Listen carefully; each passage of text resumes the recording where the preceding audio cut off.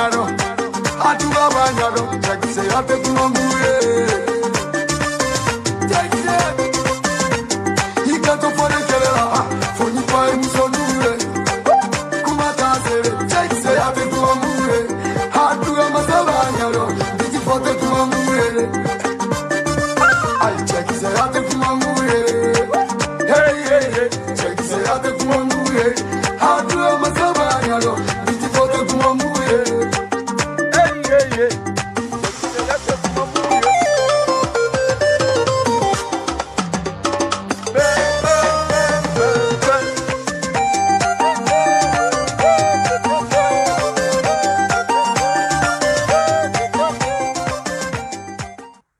Voilà, merci beaucoup mon ami, comment s'appelle, Thierry Toro, Adjiwan, merci beaucoup, ikanin dongili anyoroma da, anyorantena da fana tellement que adjarane, abuyana nema, tchekseya da barate kumamugute, tchekseya ekewale de, ka bela jelen fo ka be wali nyumando, demba fo fana nga foli bele babie dante foli mina, matu jawara ki fo ki wali nyumando, ka bela jelen fo, voilà, Tchetoro, Adjiwan, bon, fin ben nous connaît Itado parce que quand Dongili mena ka jouer, il y a famille bala, a esanga soro, moro kera fait, ni moro ira Dongili da medro, hakili be jigaras bala ira la, qu'il faut qu'il wali demandons, fin ben nous connaît à Bedirima. Kunu, nye vidéo que nous yoro kele na ka façon sauver, kanga temps perdu, kanga tanta, nselen faila, ala ye gardigo foni. Marseille kera nye wari min sɔrɔ bénéfice dɔrɔn na plus de 300 €. Tɔnɔ dɔrɔn nye wari nye tɔnɔ min sɔrɔ kunu dɔrɔn plus de 300 €. Ni ala ka kɛlɛ kɛ ala b'i dɛmɛ. Ni ye tiɲɛ la fasa ala bɛ k'i fɛ. Alhamdulillah kunu nye n ka tan ta yan je crois que heure kelen ni dɔɔni ka faso kunkanko kuma ka tiɲɛ k'o défend jamana kɔnɔdenw ka laɲini k'o défend kɔngɔ tɛ n na minɔgɔ tɛ n na i y'a faamuya b'a la dɛsɛ tɛ n na k'o kɛlɛ kɛ. N sera fa la dɔrɔn mɔgɔ fɔlɔ min ye n kunbɛn k'a mago bɛ telefɔni naani na ko muso naani de b'a bolo Mali kɔnɔ kasi ka warijɛ bɔ ka cɛ n'i bɛ tiɲɛ sira kan a ka ɲi dɛ ne ko i jɔ n ka taa fa la dɔɔni n ko i jɔ n ka taa fa la joona mɛ n k'i jɔ fana ko min kɛra Mali la n ka kuma o kan masa ala ye faama ye dɛ n ko est ce que ni n kumana o kan n ka temps tɛna perdu wa ala ko non ko hali ni temps perdu la ko ale de bɛ se k'a récupérer masa ala. N sera fa ye n don tola fa ye da la dɔrɔn ni mɔgɔ fɔlɔ min bɛnna ko muso naani de b'a bolo k'u bɛɛ ka telefɔni tiɲɛna ko telefɔni bɛ n kɔ ko telefɔni baden bɛ yan hier j'avais plus de 15 téléphones n bɔra yan heure min na ka se fa ye la n ka cɛ c'était vers 13 heures telefɔni naani cɛ ye o de san 15 téléphones a bɛɛ taara bénéfice n ye tɔnɔ min sɔrɔ plus de 300 €. Nga cɛ o ye dɔw ka tile joli baara ye faransi yan ménage mɔgɔ minnu bɛ ménage la ne yɛrɛ bɛ nettoyage de kɛ journée bɛ bɛn 40 € de ma journée 40 €. n ye 300 € sɔrɔ ça veut dire que heure dama kɔnɔ n ye kɛlɛ min kɛ dɛ ala y'a dɔn n ye i y'a faamuya b'a la wa kɛlɛ in fana tun ye tiɲɛ de race bala yira de l'homme tranquille depuis Paris Mohamed Mayiga n ka foli belebeleba b'i ye an bɛ ɲɔgɔn bolo. Ne balimaw ka imam Diko fo ka wali ɲuman dɔn mɔgɔbaw ka mɔgɔba tiɲɛtigiw ka tiɲɛtigi fasoden ɲumanw ka fasoden ɲuman imam Diko le sage waraba n ka foli belebeleba b'i ye an bɛ ɲɔgɔn bolo ni o tɛmɛna ka bɔ yen nɔ ka tonton Bubula fo dan tɛ foli min na tonton Bubula an famana ma dɔɔni k'a fari tun man d'a la mais an bɛ ɲɔgɔn bolo sanga ni waati bɛɛ Diko ka défenseur k'i fo k'i wali ɲuman dɔn Sori Kasonge n ka foli belebeleba b'i ye i ka cɛsiri n'i ka wuli ka jɔ tonton Bubula b'a bɛɛ fɔ i bɛ filmeli fɛn fɛn kɛ i bɛ forfait fɛn fɛn ta i y'a faamuya b'a la i bɛ nin bɛɛ ta faso kanu kama pour que tonton Bubula ka kuma bɛ se ka se yɔrɔ jan na Mali kɔnɔ Mali kɔ kan i bɛ ka nin bɛɛ kɛ hisabililahi Sori Kasonge k'i fo k'i wali ɲuman dɔn Mamadou le sage i bɛ sira min kan kana bila dɛ sira in jɛlen don komi nɔnɔ kɛnɛ u ka bagabagali kana s'i la bilakoro fara 3 a ka hakɛ to ji yɛrɛ tɛ n bolo yan quoi parce que anw fɛ yan hali ni wulila 4 heures du matin i bɛ se ka sɛ ɲimi i bɛ se ka sogo ɲimi ça veut dire que a bɛɛ bɛ frigo kɔnɔ quoi a bɛɛ bɛ frigo kɔnɔ mɔgɔ ça veut dire que voilà o de la minɔgɔ dɔɔni bɛ na voilà Mamadou le sage i bɛ sira min ka maa si ka bagabagali kana se la c'est à dire mɔgɔ k'olu bɛ plainte de Mamadu le Sage kama ko a bɛ ka nɛni kɛ Rassa m'an bɛɛ fa nɛni k'an bɛɛ ba nɛni k'an bɛɛ ka nafolo suɲɛ a ka dɔ fɔ mɔgɔ ma ça fait mal Rassa bɛ émission kɛ n'a ma mɔgɔ buruja Rassa bɛ émission kɛ n'a ma mɔgɔ fa nɛni Rassa bɛ émission kɛ n'a ma dankari kɛ mɔgɔ dɔ ka ɲɛnamaya la a ko dɔ bɛ ka fɔ olu ma tellement k'u binna u ta tiɲɛna a ko bɛ plainte de don Mamadu le Sage kama e cɛ ne dɛsɛ dɛ tellement que Cédère binna tellement que Cédère ta tiɲɛna o laban n'i ye dɔ f'u ma dɔrɔn ko plainte n'i ye dɔ f'u ma dɔrɔn n'u m'u fo cɛ bilahi an bɛ bogo don aw la yan an man ca dɛ mais barika bɛ an na n'an donna ko o ko la o bɛ sira sɔrɔ n'an donna ko o ko la bilahi barika bɛ don o la n'an donna ko o ko la a bɛ to anw ta la devant tout le monde an ye kɛlɛ fɛn fɛn kɛ an y'a bɛɛ gagné o kɛlɛ tɛ yen an ma min gagné an tun bɛ Rassa kɔ an bɔra kɔ an y'a ju gosi a binna bɛɛ ɲɛna yan an bɔra Rassa kɔ ka Buwa kɛlɛ Buwa sara an bɛɛ ɲɛna yan ka Bubu kɛlɛ Bubu lebura an bɛɛ ɲɛna an ye kɛlɛ fɛn fɛn kɛ an y'a wale ta mais ni Cédère tugur'i kɔ n'i ma sa i bɛ lebu Cédère ni Cédère kɛrɛfɛ n ye n kali masa la n'i ma sa i bɛ lebu n'i ma lebu i bɛ kɛ fugari ye n'i ma kɛ fugari i bɛ kɛ faden sago ye Cédère kana k'i fɛ dɛ Rassa mana mɔgɔ mɔgɔ kanu bilahi e tɛ don da la ni Rassa kɛra mɔgɔ mɔgɔ fɛ kɛlɛ i bɛ sa n'i ma sa i bɛ kɛ faden sago ye n'i ma kɛ faden sago i bɛ kɛ jugu sago den ye n'i ma kɛ jugu sago den ye i ka laɲini ye fɛn min ye o tɛ sɔrɔ Ras Bachidi Sakoba a tugura Soumaïla Cissé kɔ yan ko Soumaïla Cissé ka programme ka ɲi ko ni Cédère kɛra Soumaïla Cissé fɛ k'a bɛ kɛ président ye Soumaïla Cissé kɛra dernier ye Ala ka hinɛ ala ka dayɔrɔ sumaya a bɔra Soumaïla Cissé kɔ a ko an ka Buwa dɛmɛ Buwa bɛ min lahara i bɔra o la k'an ka Bubu dɛmɛ Bubu bɛ yɔrɔ jumɛn u kana k'i fɛ walahi a ye nin sɛbɛn aw ka bila ye hali polisiw ka nin ko in filɛ nin ye o m'u da don a la walahi n'a kɛra u sago ye i k'a fɔ ne ma ko tu ɲamɔgɔden tagatɔ filɛ parce que hɛni de b'u olu la o bɛ ka kɛlɛ kɛ nkalon kan o tɛ ka kɛlɛ kɛ tiɲɛ kan cela veut dire que juguya de bɛ olu la olu ta tiɲɛna o ye wari minɛ maliyɛnden bɛɛ lajɛlen bɔra kalama i y'a faamuya b'a la o kɛra jugu sago ye mais ko o de kana fɔ o kana dɔn hɛni b'u dusukun na Cédère mana kɛ mɔgɔ fɛn fɛn fɛ n'i ma sa i bɛ lebu n'i ma lebu i bɛ k'i ba sinamuso sago ye i bɛ kɛ faden sago a tɛ kɔrɔbɔ n'u tugur'i kɔ n'u yɛlɛl'i fɛ a fɔ ko mago tɛ aw la an ka sira t'a la bɔ joona joona i ka communiqué kɛ bilahi n ye n kali ala la ala min ka bon n ka kali ma Cédère kɛra mɔgɔ mɔgɔ fɛ a y'aw bolo ɲɛsin a ma n'a kɛra fɛn ye a tɛ ye Cédère kɛra député kalafili la o ma Musa Mara choisi ya o kalafili ɲɛnabɔra tuguni député kalafili la jɔn y'a cɛsiri ko élection ka kɛ député kalafili ka kɛ ni kalafili kɛra député bɛ don assemblée kɔnɔ Mali bɛ jɔ a wolola mun na député ko yɛrɛ ma ban walahi bilahi talahi ɲamɔgɔdenw ka ɲamɔgɔden ɲamankandenw ka ɲamankanden n'a y'a da don ko o ko la o ko tɛ taa ɲɛfɛ o ko tɛ ɲɛnabɔ wa cela veut dire que n'a kɛra mɔgɔ mɔgɔ fɛ e bɛ kɛ yɛlɛkofɛn ye quoi ne de y'a fɔ Ras Bala yɛrɛ a tɛ wuli a kɛra Soumaïla fɛ a ma passé a tugura IBK ko k'an ka dɛmɛ IBK binna a tugura Musa Mara kɔ o kɛra fila manani ye ni Rassa kɛra mɔgɔ mɔgɔ fɛ a tɛ passé ne de y'a fɔ polisiw bɔra k'u ka ɲɛmɔgɔ kana minɛ u y'u da don fana la fo b'a sɛbɛn ko polisiw jɔ b'a la a bɛ laban cogo jumɛn an ka jɛ an ka Mamadu Kasonke ani Sogɛli Mayiga o ye décision min ta k'a yira polisiw fana la ko fanga bɛ olu ka fanga sanfɛ k'a yira polisiw la k'o tɛ ni ɲɔgɔn fila o t'a kɛ diɲɛ kɔnɔ tuguni fanga dɔ bɛ yen o ka bon ni polisiw fana ka fanga ye marifatigi dɔ fana bɛ yen o ka marifa ka bon ka tɛmɛ polisiw ka marifa kan aw lamɛn mɔgɔ fɛn fɛn bɔra k'a fɔ k'olu ka ɲɛmɔgɔ ka bila fini bɛ bɔ a bɛɛ la hɛrɛ bɛ si hɛrɛ bɛ tile polisiw tɛ se mɔgɔ si la Bamakɔ o tɛ se paga la o de bɛ na yir'u la face en face an ka Mamadu Kasonke Sogɛli Mayiga o ye décision min ta u y'a condamné ko ka tila k'a fɔ peuple bɛɛ ye ko a digira mɔgɔ fɛn fɛn na ko bɛɛ k'i hakili sigi ko nin sariya kelen ko a bɛ tigɛ ayiwa i b'a dɔn foyi ma polisiw danga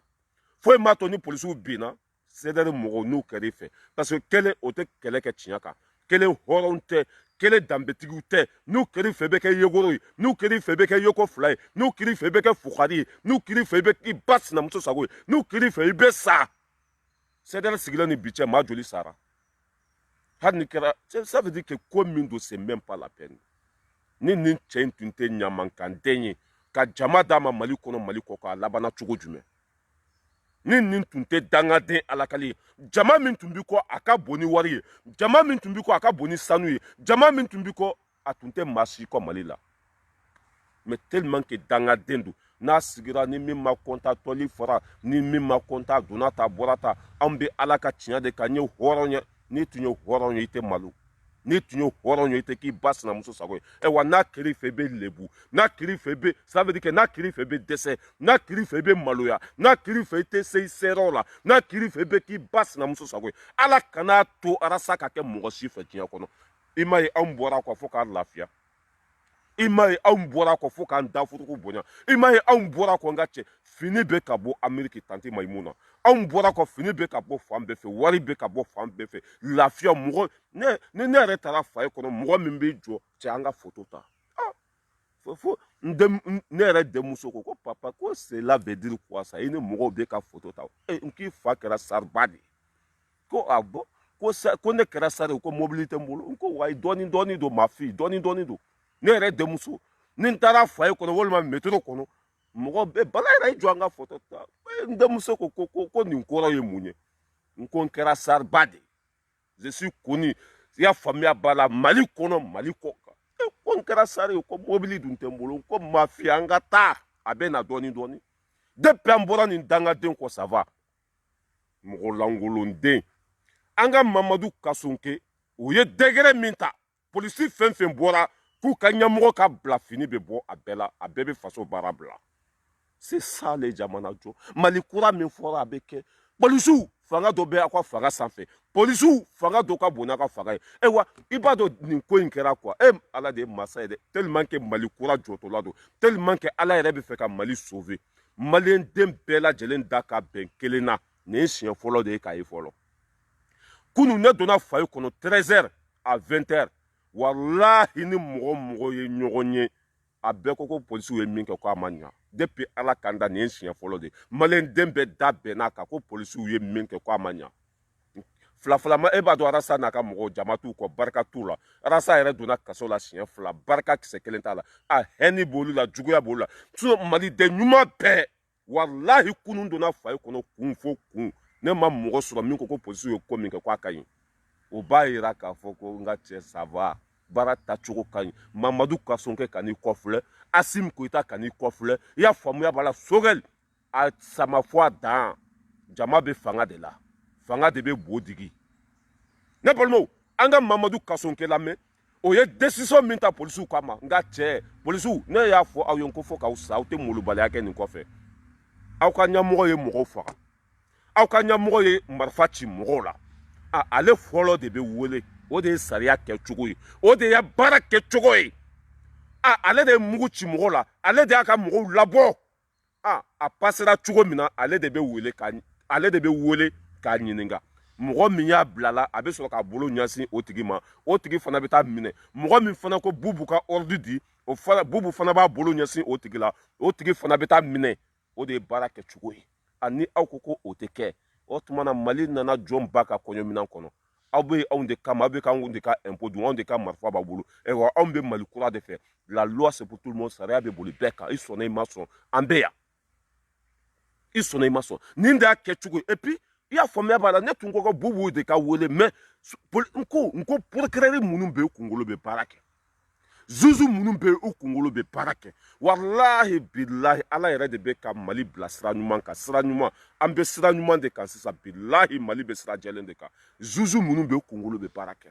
parce que polisiw ka ɲɛmɔgɔ i y'a faamuya wa polisiw ka denmisɛnninw de ye tiɲɛni kɛ mɔgɔ min ye polisiw ka ɲɛmɔgɔ wele ko fagali ka kɛ ani polisiw ka ɲɛmɔgɔ minɛna ale de b'a fɔ ko bubu ye n bila nin na cɛ nin ko walahi n ko zuzu ninnu kunkolo bɛ baara kɛ sa wallahi Mamadu Kasonke i y'a faamuya b'a la Mamadu Timbo on est fiers de vous an b'aw ko fo saya Mali mana marché baka ko yemina kono sariya ka buli beka wallahi ne yɛrɛ sigi ka miiri sɔrɔ ka jateminɛ kɛ non ko wala nin de tun y'a kɛ cogo ye bubu man ka wele IBK man ka wele fɔlɔ polisiw ka ɲɛmɔgɔ min y'a to ni kisɛ cira ni mɔgɔw fagala o de bɛ wele ka na jɔn de y'i bila nin baara la a b'a fɔ ko karisa de a bɛ komi sa n'i ye mɔgɔ ta sɛnɛ la n'i ye mɔgɔ ta sɛnɛ la k'a ka t'i ka foro kɔrɔbɔ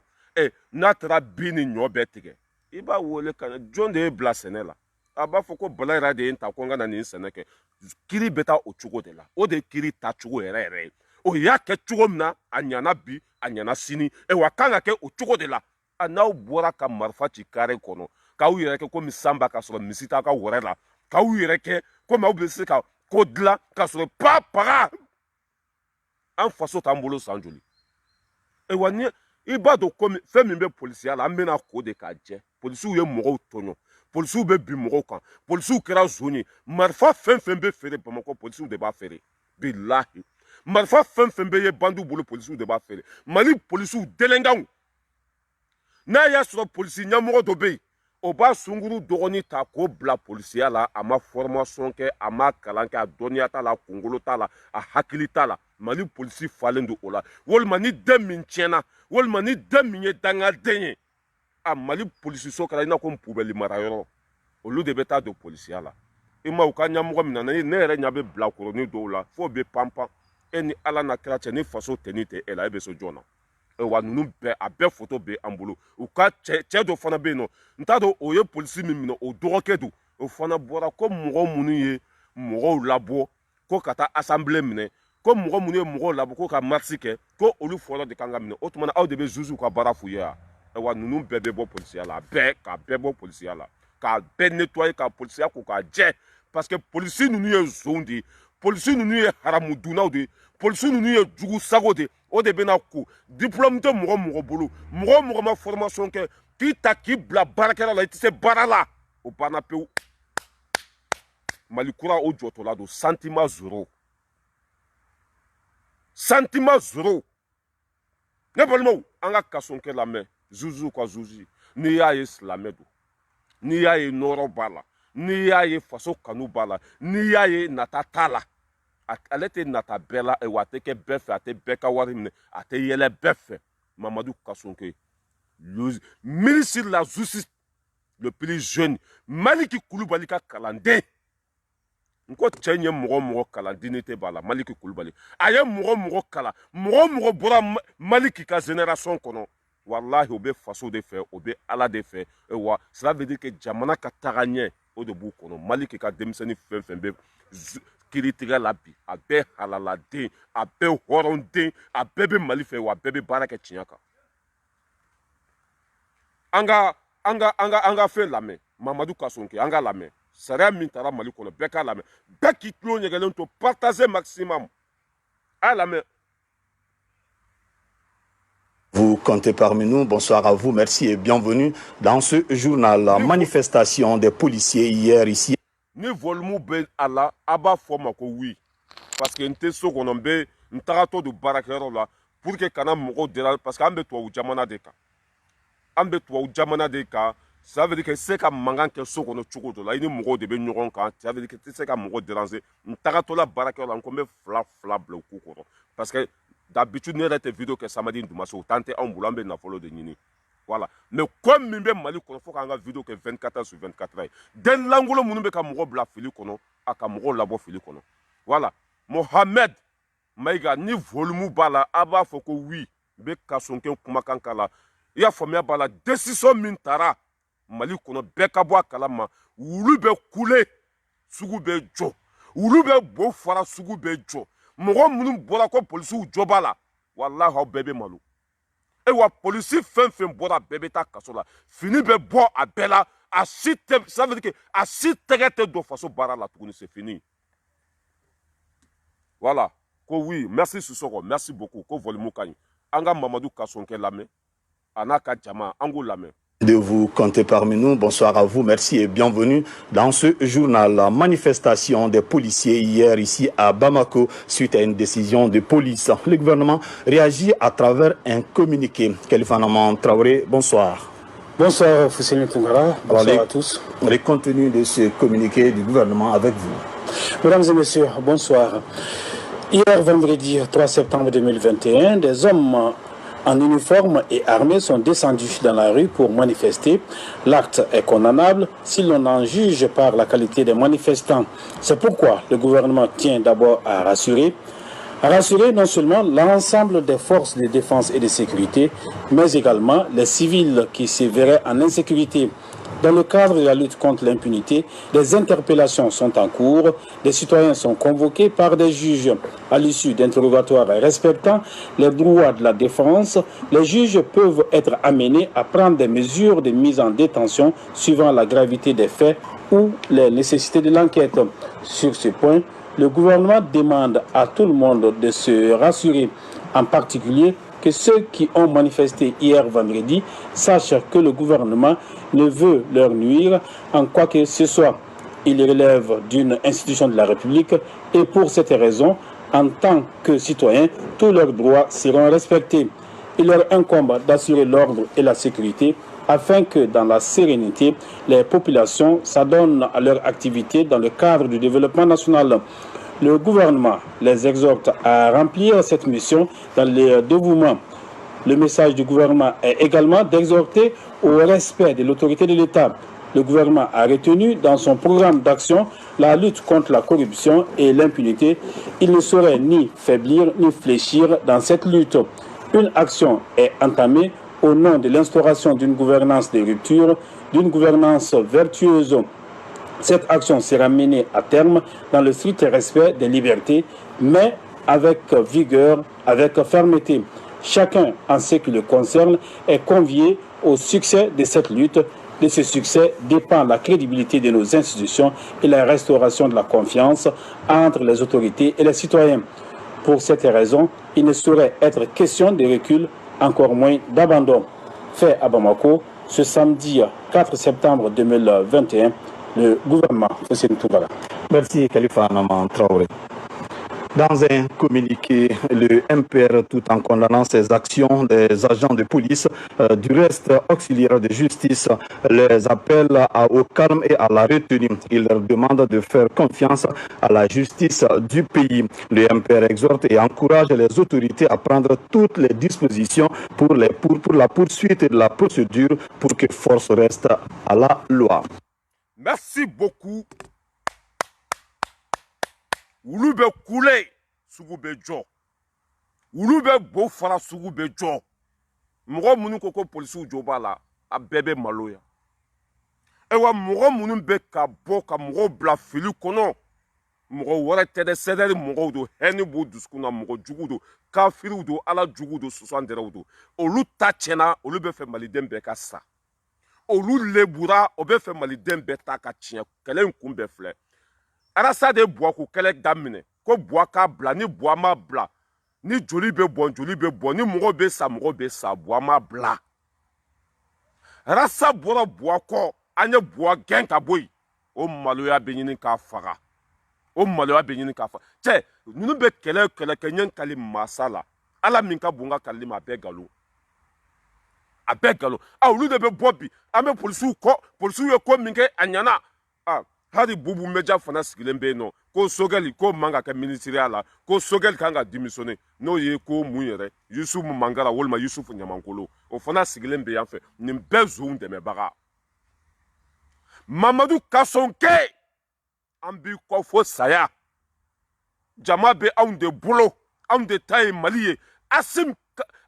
Koyita Ɲɔrɔ Buye b'i kɔ Imam Diko b'i kɔ Haidara b'i kɔ kan'i kɔfilɛ baara kɛ kana siran pa pagati la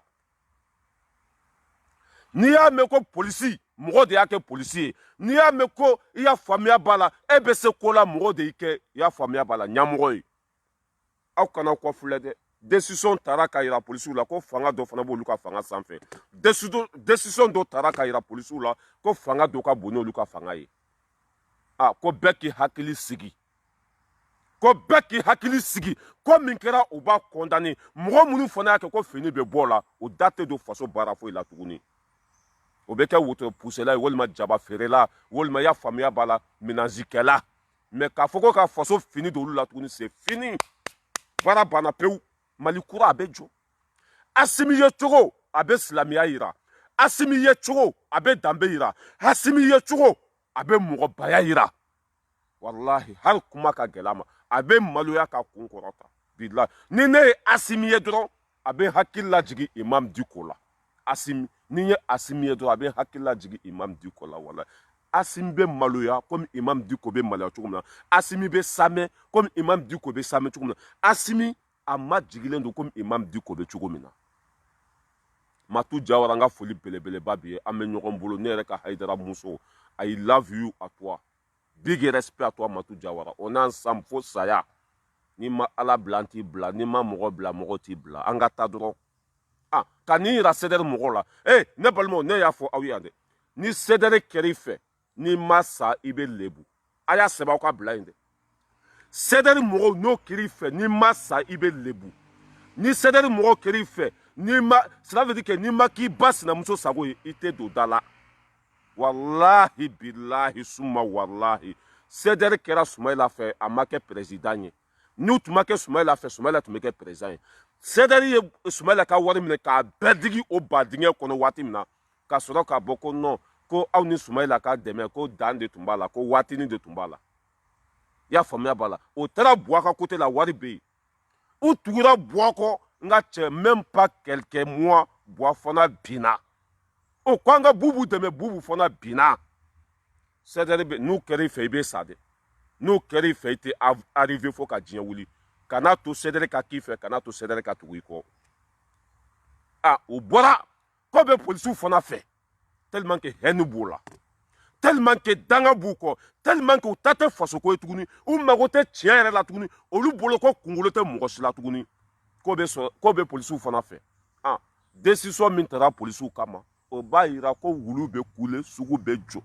wa polisi fɛn fɛn nin baara kɛ a bɛɛ bɛ minɛ k'a bɛɛ bila dogodogo na i y'a faamuya b'a la hali sɛ tɛ wuli ka bɔ a fan kan mɔgɔ mɔgɔ mana jama i fan bɛ ci mɔgɔ mɔgɔ mana jama i bɛ minɛ k'i bila kaso la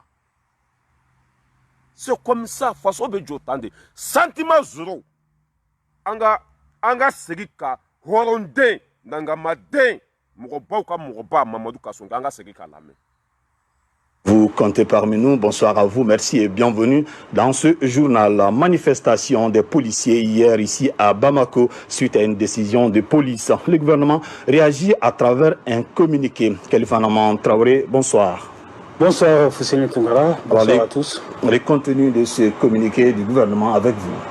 Mesdames et messieurs, bonsoir. Hier vendredi 3 septembre 2021, des hommes en uniforme et armés sont descendus dans la rue pour manifester. L'acte est condamnable si l'on en juge par la qualité des manifestants. C'est pourquoi le gouvernement tient d'abord à rassurer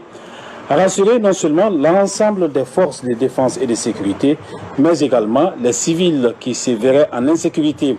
Dans le cadre de la lutte contre l'impunité, des interpellations sont en cours, des citoyens sont convoqués par des juges. À l'issue d'interrogatoires respectant les droits de la défense, les juges peuvent être amenés à prendre des mesures de mise en détention suivant la gravité des faits ou les nécessités de l'enquête. Sur ce point, le gouvernement demande à tout le monde de se rassurer, en particulier que ceux qui ont manifesté hier vendredi sachent que le gouvernement ne veut leur nuire en quoi que ce soit. Il relève d'une institution de la République et pour cette raison, en tant que citoyens, tous leurs droits seront respectés. Il leur incombe d'assurer l'ordre et la sécurité afin que dans la sérénité, les populations s'adonnent à leur activité dans le cadre du développement national. Le gouvernement les exhorte à remplir cette mission dans les dévouements.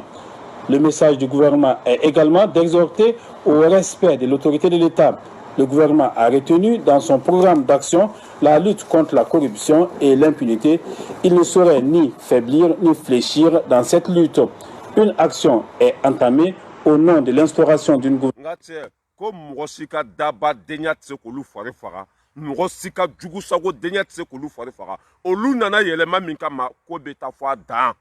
a bɛ kɛri bila u bɛ k'an ka video signalé a bɛ kɛri bila u bɛ ka video signalé parce que an b'u nin kan de a y'a mɛn ko o ye malidenw ka tɔɔrɔ mɛn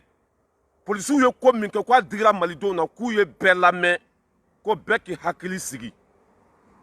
polisiw de bɛ ka nin fɔ dɛ ko bɛɛ k'i hakili sigi ko sariya taara mɔgɔ minnu ye nin kɛwale jugu kɛ ko k'u bɛɛ condamné ko ka fini bɔ a bɛɛ la ko k'a bɛɛ don kaso la ko u da tɛ don faso baara la tuguni ko bɛɛ k'i hakili sigi mamadu kasonkɛ k'i fɔ k'i waleɲuman dɔn hɔrɔndenw ka hɔrɔnden mɔgɔbaw ka mɔgɔba ko maliyɛnden fɛn fɛn degunna mali kɔnɔ mali kɔ kan ko y'an bɛɛ ka video lamɛn k'u y'an bɛɛ ka laɲini faamuya k'u y'an bɛɛ ka dusukasi ye ko an k'an sigi ko nin ko in ko b'a kɛlɛ kɛ fɔ a dan polisiw ka ɲɛmɔgɔ k'a bɛ wele bi a bɛ wele sini mɔgɔw fagara k'ale de to yen ale de bɛ ɲininka mɔgɔ min y'a bila k'a ka mɔgɔw faga ale fana b'o tigi yira ne ale y'o tigi yira o tigi fana bɛ taa minɛ baara bɛ kɛ o cogo de la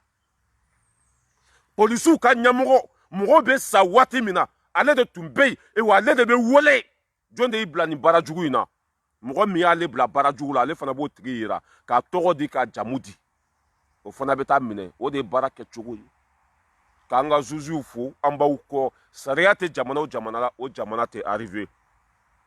sariya tɛ jamana o jamana la o jamana tɛ jɔ n'i y'a mɛn ko faransi sariya de bɛ yen n'i y'a mɛn ko amérique sariya de bɛ k'a kɛcogo la diɲɛ jamana fɛn fɛn bɛ ka arrivé diɲɛ kɔnɔ sariya bɛ boli a boli cogo de la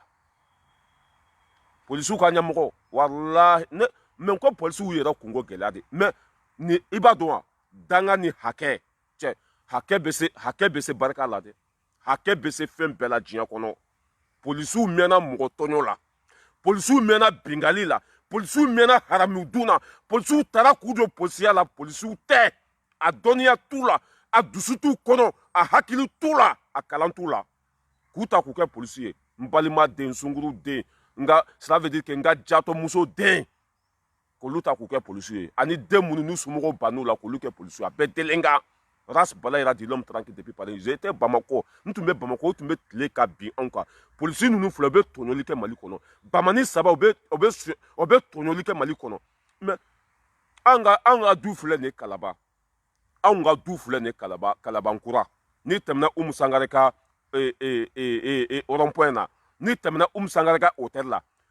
n'i bɛ ka taa i y'a faamuya b'a la dugu kɔnɔ n'i tɛmɛna Umu Sangare ka hôtel la dɔrɔn même pas une minute i bɛ se kɔtini dɔ sanfɛ sira dɔ bɛ jigin ka taa Dawudabugu sira dɔ bɛ jigin ka taa comment s'appelle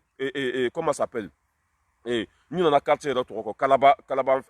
Garantibugu sira dɔ bɛ taa Garantibugu dɔ bɛ taa Badalabugu dɔ in bɛ taa i y'a faamuya b'a la Umu Sangare ka yɔrɔ la dɔ in bɛ taa dugu kɔnɔ o kɔtini sanfɛ de du min bɛ yen o ye anw ka du de polisiw tun bɛ tile ka jɔ yen ni sira veut dire que ni sira bɛ ka fereke kelen bɛ t'i jɔ sira camancɛ la a b'a fɔ ko dɔ in ka taa a b'a fɔ ko dɔ in ka taa tan o polisiw ninnu tun bɛ wari min sɔrɔ tile kɔnɔ ne b'a bɛɛ kalama walahi o bɛ wari min minɛ mɔgɔw la tile kɔnɔ bilahi c'est des millions dɔw yɛrɛ ne terikɛ yɛrɛ dɔ tun bɛ sotarama boli la tellement que ale bɛ dimi polisiw kɔrɔ i b'a dɔn n'i bɛ wari di polisiw ma sirada la u t'a lajɛ o petini sotarama bolila don ni polisi n'ale wulila sɔgɔma ni petini wulila sɔgɔma ale bɛ 200 walima 400 ale b'a tigɛ ka tigɛ fila ye quoi n'a ye 200 n'a y'a tigɛ par exemple sisan nin n b'a yira aw la sisan pour que aw ka faamuya o ye n terikɛ n'o petini bɛ dimi bɔ dɛ par exemple sisan nin tɛ 10 euros ya ale b'a tigɛ fila de ni polisiw y'a lajɔ a bɛ nin fɛngɛ ka fan kelen d'u ma n'a sera ɲɛfɛ ni polisi wɛrɛ y'a lajɔ a bɛ nin mɔsɔn k'o dɔn polisiw ma ale tun b'a kɛ ten de tellement que Mali polisiw ninnu a bɛɛ tɛ dɛ mais a kafiri de ka ca ne terikɛ tun bɛ sotarama bolila tun don dɛ mais ale bɛ wari di polisiw ma nin cogo de la ale bɛ wari tigɛ fila de wari k'a cɛ ci fila ye a bɛ kelen par exemple sisan ni polisi fɔlɔ minnu y'a lajɔ a bɛ kelen di olu ma n'a sera ɲɛfɛ ni kelen wɛrɛ y'a lajɔ a bɛ kelen di olu ma ne terikɛ tun bɛ baara kɛ ten de wa polisi bɛɛ tacogo ala de b'a dɔn u si ma ta sariya kɔnɔ muso kɔnɔma bɔra polisiw la yan harama miyɛ wa nin ye ça veut dire que aw bolo kɛra aw yɛrɛ kala ye tellement que hakɛ mɛnna ça veut tellement que hakɛ sera aw la tellement que aw ta tiɲɛtɔla don aw bɔra k'aw yɛrɛ faga cela veut dire que policier a be ko ka jɛ délinquanté do a kɔnɔ tuguni sumɔgɔ ko t'a la tuguni dangadenya tɛ Mali ko in ye a bɛɛ k'a bɛɛ ko ka jɛ mɔgɔ cela veut dire que ka don polisi bɛɛ kan i taara cogo jumɛn i ye formation kɛ a dalilu bɛ min i ye kɛra polisi i kɛra ye cogo jumɛn ka Mali polisi k'a bɛɛ nettoyer den langolo si to mais ko polisiya ye fɛnba de ni polisi ɲɛna jamana bɛ ɲa ni polisi ɲɛna dugu bɛ ɲa ni polisi ɲɛna kiiri bɛ tigɛ a tigɛ cogo la mais o bɛ tile ka wari minɛ sotarɔmanigiw la o bɛ tile ka wari minɛ katakatɛnbolilaw la o bɛ tile ka wari minɛ bɛɛ la mais kɛmɛ o kɛmɛ sigi la i b'a sɔrɔ dɔrɔmɛ 20 de bɛ taa trésor kɔnɔ sinon u b'a tɔ bɛɛ don dulɔ la u b'a tɔ bɛɛ don sunguruba la ka mɔgɔ 24 faga du ko ka misiri da la aw ka ɲɛmɔgɔ tun bɛ k'o kana taa fanga la ko se bɛ aw ye ka boli kariw kɔnɔ ka marifaw ci a fanga dɔw ka bon ni aw fana ka fanga ye mɔgɔ dɔw fana bɛ se aw la mɔgɔ dɔw fana bɛ se ka aw bila ça veut dire que k'aw bila arayi sanfɛ hali sɛ tɛ wuli ka bɔ a fan kan an ka procureur an ka ministre de la justice hɔrɔn mɔgɔbaw ka mɔgɔba silamɛw ka silamɛ a ye décision ta ani Sogɛl Kokala Mayiga ko nin ko in tɛ bila tan dɛ polisi fɛn fɛn y'a ka bɛɛ photo bɛ a bɛɛ ja bɛ ɲɛmɔgɔ min y'u bila ka bɔ o bɛɛ lajɛlen bɛ bɔ polisiya la ni ala na kɛra sɔnna an bɛ tɛmɛ o la an bɛ na naturel mugu ni o ye Abicamu ye den min ka tungalataga kɛra Jakumani ka tungalataga ye tungalataga ye fila de mɔgɔ dɔw bɛ taa tunga la tunga fana bɛ taa mɔgɔ dɔw kɔnɔ Abicamu ka tungalataga kɛra o de Abicamu ye san 37 de kɛ Faransi du terrain t'a bolo so jɔlen t'a bolo avenir foyi t'a bolo diɲɛ kɔnɔ a ka avenir bɛɛ ye muso de ye Abicamu n'an b'a fɔ a ma ko naturel mugu n'a donna ko o ko la o ko tɛ barika sɔrɔ n'a donna ko o ko la o ko ça veut dire k'a bɛ malo da fɛ n y'a ka video dɔ ye sɔgɔmada in na n wulila n ko n bɛna ale jaabi hali n tɛ sɛgɛn n bɛna ale jaabi ça veut dire que hali n tɛ munumunu ni Abicamu bɔra Faransi ka taa vacances la Mali la Arasa de bɛ so ta luwanse la ka bila kɔnɔ ala kana mɔgɔ si den kɛ nin ye bilahi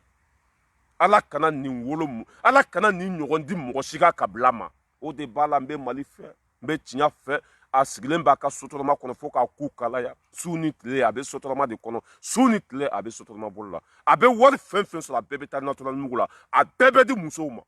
furamugu n'ale ma furamugu ta a kukala tɛ boli n'ale ma furamugu ta a kukala tɛ wuli wari bɛɛ bɛ taa furamugu la tɔ t'i la nafa t'i la i fanga bannen don i bobara bɛɛ bannen don i kɛra komi dulɔ mina ça veut dire que n'i y'a Abicamu a tɔ tora kunkolo ani kɔnɔbara ni dɔɔni cɛ ni fanga t'i la tuguni denw b'i bolo i t'i yɛrɛ lafiya i ka musoko in to yen i k'i denw ka avenir dilan tellement que a sɛgɛnnen don sinon ɲɛ b'a sigilen na a ka sotarama kɔnɔ n bɛna kumakan k'a la k'a yira a la k'a fɔ ko fɛn dɔnbali don nkalon tɛ tigɛ Facebook sanfɛ tuguni ala ka barika don Facebook dabaga la mais olu bɛ kuma ka ɲina de olu bɛ kuma komi hakili tɛ malidenw na olu bɛ kuma ça veut dire que hali nkalontigɛ cogo o tɛ se a la hali manipulation cogo o tɛ se a la Abicamu n'a taara kala n'a taar'i sigi u ma kala n'a sera sa kɔ i y'a faamuya b'a la kɔnɔ cɛma kɔnɔ musoma u ma kala bilayi Abicamu ninnu bɛ kuma hali o tɛ réfléchir n bɛna petini kumakan k'a la k'a yira a la ko fɛn dɔnbali don n'i bɛ nkalon tigɛ cogo de b'a la n'i bɛ mɔgɔ défend cogo de b'a la n'i bɛ kuma cogo de b'a la pour que mɔgɔw k'a faamuya k'i bɛ tiɲɛ dɔɔni kan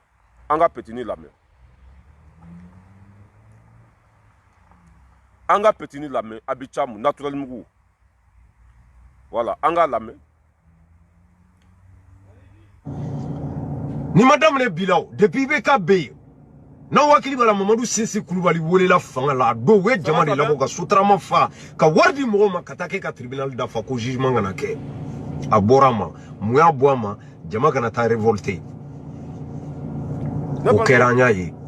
di ko t'a la a y'a lamɛn dɛ n bɛna yira a la ko jugu sago don n bɛna yira a la ko fɛn dɔnba ne y'a fɔ mun de y'a to yɛrɛ ni mɔgɔ sigara Arasa la parce que a tɛ se manipulation cogo la Arasa filɛ nin ye hali an k'a kɛ a tun ka Diko kɛlɛ mais a tun bɛ Bubu tɔgɔ don a la dɔɔni dɔɔni o la mɔgɔ dɔw tun t'a faamuya mais ale bɛ fan kelen de kɛlɛ a tɛ fan fila kɛlɛ o de y'a to ni mɔgɔ yɛrɛ tigɛra Arasa la joona quoi n'i bɛ ça veut dire que n'i tɛ tiɲɛ kan n'i bɛ fɛ ka kɛlɛ dɔ ça veut dire que ka fan kelen dɔ défend cogo de b'a la mais olu tɛ ko kalama an ka Abicamu lamɛn i bɛna dɔn ko ninnu mana kɛ mɔgɔ fɛn fɛn fɛ i bɛ sa Nous mana ke mɔgɔ fɛn fɛn fɛ i bɛ lebu ninnu mana kɛ mɔgɔ fɛn fɛn fɛ i tɛ arrivé fo ka diɲɛ wuli o ye kɛlɛ fɛn fɛn daminɛ san 7 in kɔnɔ a kɛlɛ si ma avancé a kɛlɛ si ma ça veut dire que o ma championnat ta quoi kɛlɛ foyi tɛ yen o ye kɛlɛ min gagné a tɛ yen o kɛlɛ tɛ yen Maliko la o sera ka kunkɔrɔta sɔrɔ min na a tɛ yen an k'a lamɛn i bɛna dɔn ko jugu sago don a bɛ sotarama boli de la faransi yan a sɛgɛnnenba don hali n'i y'a ye cogo i b'a dɔn ko tɔ t'a la i tɛ t'i reposer ka bɔ ka na kuma donna ta bɔ a y'a lamɛn dɛ n bɛna yira a la ko fɛn dɔnbali don. ni ma daminɛ bi la o depuis IBK bɛ yen n'aw hakili b'a la Mamadu Sinsi Kulubali welela fanga la a don u ye jama de labɔ ka sotarama fa ka wari di mɔgɔw ma ka taa kɛ ka tribunal dafa ko jugement kana kɛ a bɔra a ma mun y'a bɔ a ma jama kana taa révolter o kɛra an y'a ye Diko ta la pareil jama taara kɛ ka tribunal fa non mais bɛɛ y'a ɲɛ mais ne b'a dɔn nin de b'u kɔnɔ Diko ta la jama bɔra a donna ta bɔra ta n bɛna yira la k'a fɔ ko Diko welela nkalon de kan an tɛ jɛn n'a ye o ni Diko ye miliyari suɲɛ n'a welela mɔgɔ si tɛ kuma ni Diko ye mɔgɔ faga n'a welela bilahi anw bɛ Ala dɔn wa anw bɛ Mali fɛ mɔgɔ si tɛ kuma mais Diko welela nkalon de kan n bɛna yira la sa le petit con ka sɔrɔ ka i ka kuma décortiquer k'a yira la k'u ye lâche de ye an ka lamɛn Imam Diko ne yɛrɛ fa voilà a ye Diko lamɛn dɛ u binna Diko k'a y'a lamɛn. n bɛ min f'i ɲɛna Boubou Cissé ne de y'a fɔ n da camancɛ la n ko nin ye n di wa an b'a dɛmɛ ka fɛ ka min fɔ a fɔ ɲɛna ka b'o dɛmɛɲɔgɔnya ta ka ɲɛsin Boubou Cissé voilà o de don n bɛ min f'i ɲɛna Boubou Cissé ne de y'a fɔ n da camancɛ la n ko nin ye n di wa an b'a dɛmɛ parce que anw fana tɛ jamana kɔnɔ k'a fɔ ko ni fɛn o fɛn kɛra a la anw bɛ wuli k'o kɛlɛ an n'o o tigilamɔgɔw tɛ lahalaya kelen anw ka agenda t'o ye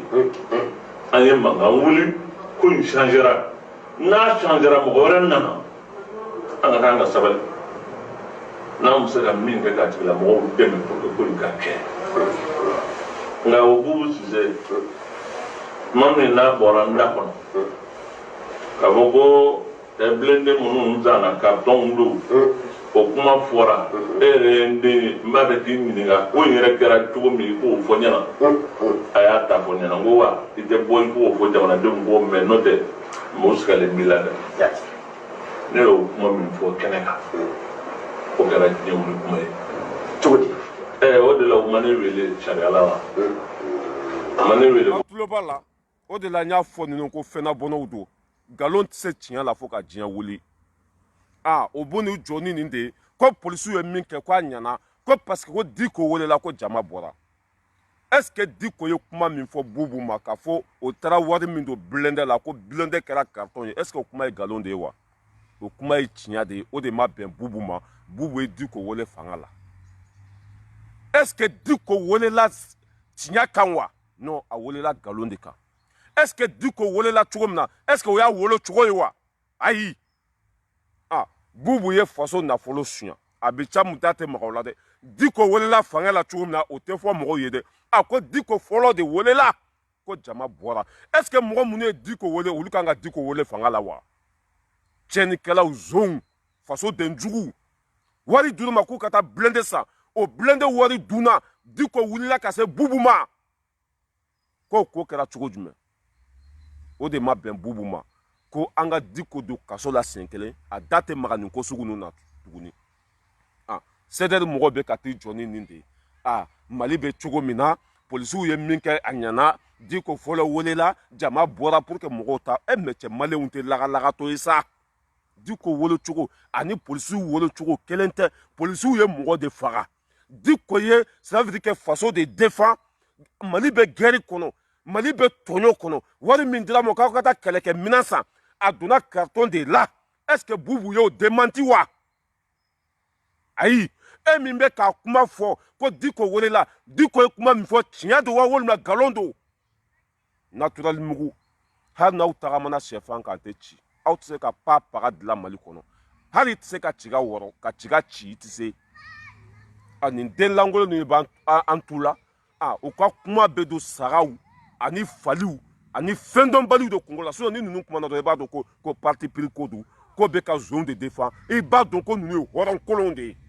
Diko wele cogo ani polisiw wele cogo kelen tɛ u ka baara kɛcogo tɛ kelen ye ça veut dire que u ka kuma kɛ mais ala tɛ a y'aw sigi aw ka miiri sa et puis Diko ma ban ka taa dɛ Diko welela a taara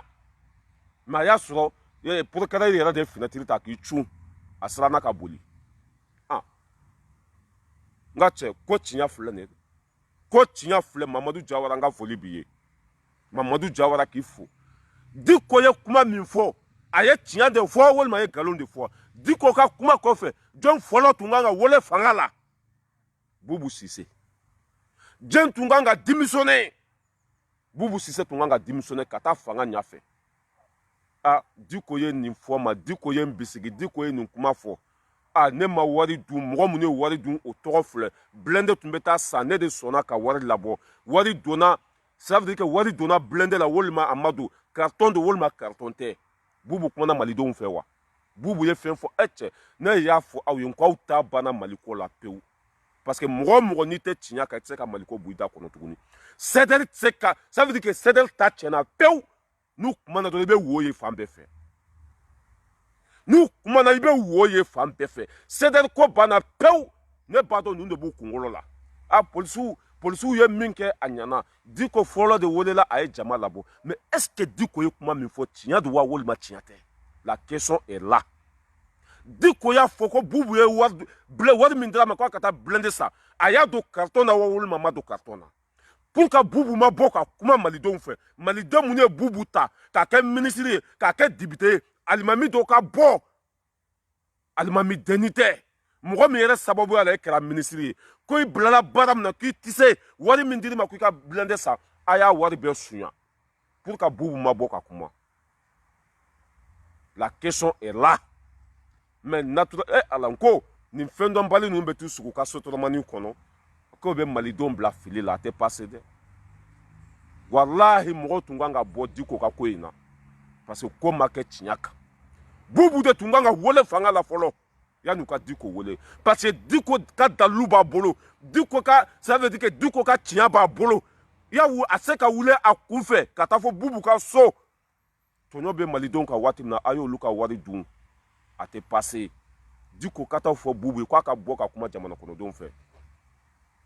Bubu ma sɔn ni ne ye naturel mugu sigilen sotoroma boli a bɛ sotoroma boli fo ka ju kalaya bilahi a bɛ sotoroma boli fo ka ju kalaya 24 heures sur 24 a sigilen bɛ sotoroma kɔnɔ ko olu bɛ n'u da don maliko la maliko ye fɛn min ye aw da tɛ se ka maga o la tuguni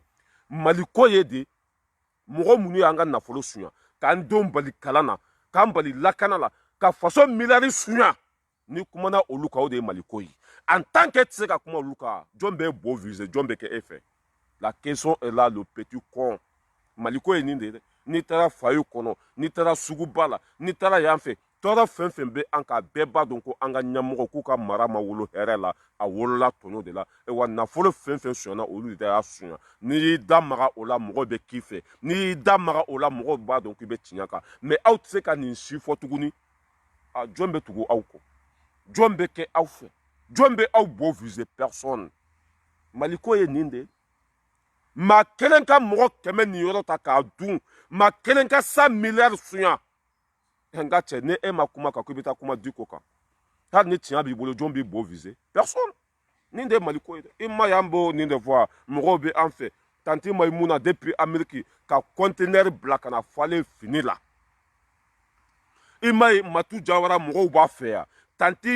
tanti Zaneti Kɔnɛ Zeska Mete ça veut dire que an bɛ sira min kan a jɛlen don anw de bɛ zon kɛlɛ zon dɛmɛbaga o ye zon ye a jɔn bɛ kɛ zon fɛ personne wa anw de ta ye faso ko ye a jɛlen don hali polisiw ka ko anw de kan ka kuma a ɲana walima a ma ɲa wa anw de tun kan ka fɔ ɲɔgɔn kɔ hali polisiw ka ko la kuma da bɛ aw bolo tuguni wa hɛni juguya dɛsɛ o de kɛra aw ta ye wa mana tugu mɔgɔ mɔgɔ kɔ i bɛ lebu o mana tugu mɔgɔ mɔgɔ kɔ hali n'a y'a sɔrɔ se b'i bolo bila i bɛ o mana tugu mɔgɔ mɔgɔ kɔ hali n'a y'a sɔrɔ ni kalo b'i bolo a bɛ jigin dugu ma sen bɛ tagama kan bila ni CDR kɛr'i fɛ i bɛ sa walima i bɛ malo ni CDR kɛr'i fɛ hali n'a y'a sɔrɔ nafolo b'i kun i bɛ kɛ fantan ye ni CDR kiri fɛ hali n'a y'a sɔrɔ ça veut dire que jama b'i bolo i laban bɛ saraka deli o kɛra Sumayila fɛ yan a ma kɛ président ye a tilala tuguni Ala y'a ka kalifa minɛ a la o kɛra IBK fɛ yan IBK binna o kɛra Bubu fɛ Bubu malola CDR donna kɛlɛ bila a ma passé a laban yɛrɛ mɔgɔ yɛrɛ bɛ siran ninnu ɲɛ ko tɛrɛ juguw don a bɛ kɛ Mali kɔnɔ a laban hali ni CDR mɔgɔ ko k'o bɛ taa mɔgɔ dɔ ka denkundi la a b'a fɔ an yafara aw ma hali ni CDR ko k'o bɛ taa sali misiri dɔ kɔnɔ mɔgɔ bɛ siran u ɲɛ bilahi tellement que haine b'u la tellement que u ŋaniya ka jugu tellement que hasidiw don tellement que u kɛra u ba sinamuso sago ye a bɛɛ tɛ dɛ mɔgɔ saba bɛ yen ka bonya b'olu yɔrɔ déjà CDR n'an ko CDR Arasbachi don ale de ye CDR président ye ale de ye CDR porte-parole ye ale de ye CDR trésorier ye o bɛɛ dalilu bɛ ne bolo n'an ko CDR c'est Arasbachi cɛ t'a kɔnɔ ni Arasa tɛ bɛɛ b'o kalama ne balimaw an ka Abicha mun lamɛn n bɛna yira la ko fɛn dɔnbali don n bɛna a yira la ko jugu sago don naturellement a y'a lamɛn dɛ bɛɛ y'a ɲɛ la dɔw yɛrɛ sɔrɔla ko c'est normal fo mɔgɔ b'a wele ka dabila comme si mɔgɔ b'a bɛ loi sanfɛ de i bɛ nin bɛ maliyɛn den dɔw da u kana mɔgɔ b'a wele sariya la u kana mɔgɔ b'a wele ka t'u ɲininka an ka karamɔgɔ tɛ ɲininka comme si karamɔgɔ bɛ loi in sanfɛ mais tɔw b'a duguma les plus faibles olu yɛrɛ bɛ wajilu min kɛ dɛ